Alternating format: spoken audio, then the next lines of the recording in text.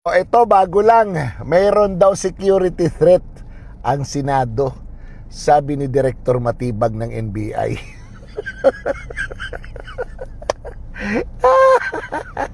Kung mayroon, bakit hindi nyo i-counter yung threat? Ha? You are the government. You have the resources of the government.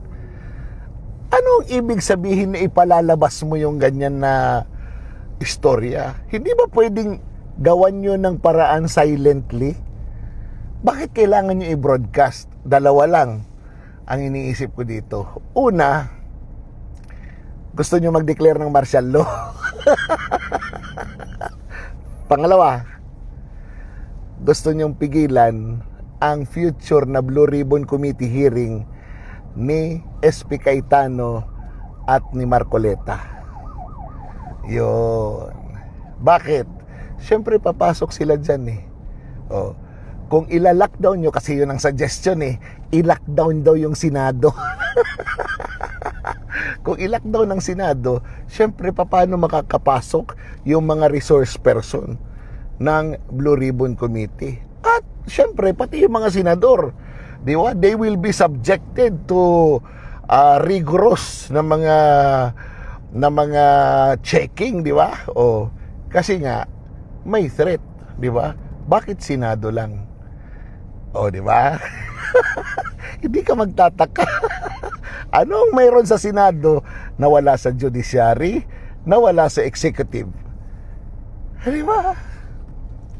Alam mo yung threat, halos lahat ng nasa gobyerno meron yan.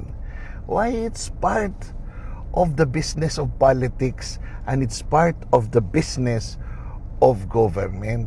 Kasama yan. Ilan na ang mga namatay na Pangulo ng Estados Unidos at ibang bansa? Ilan na ang mga empleyado ng gobyerno ang nangamatay dahil sa kanilang trabaho? It is part of government. Pero para sabihin, i-broadcast ninyo, there is a threat to the Senate. Abay, bakit walang threat sa lower house?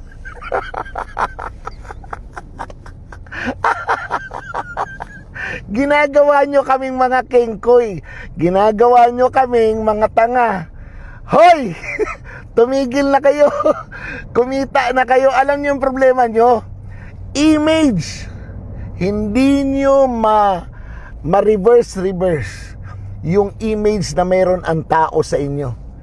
Ang image ng tao sa inyo, lahat kayo dyan mga kurap. Lahat kayo na nakakampi kay Marcos mga kurap. Lahat kayo dyan nabayaran. At hindi na naniniwala ang tao sa inyo. Kaya kailangan nyong mag-imbento ng istoryang ganito. Eto na! Kaya pala ipapalockdown ng Senado. Dahil baka magpatawag daw ng Blue Ribbon Committee hearing etong sila Marcoleta at ipatawag yung mga Viva Max Babe.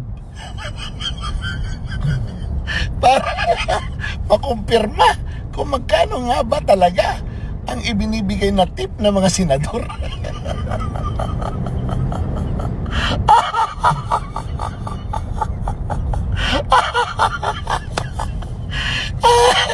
Para mga kengkoy na tayo. Sabi ni Matibag, may security threat yung Senate. Sige, isara natin.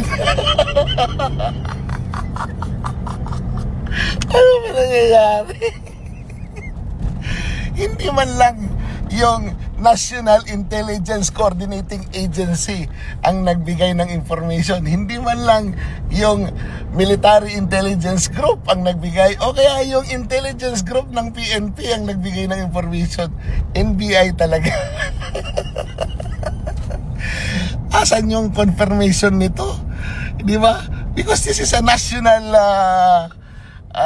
security threat, ha? Threat to the national security yan pag ganyan. Bakit ganon? No? And i-broadcast mo.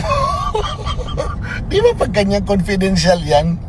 Pambihirang buhay ito. Kaya naniniwala ako, mapatawag talaga yung mga Viva Max Babes.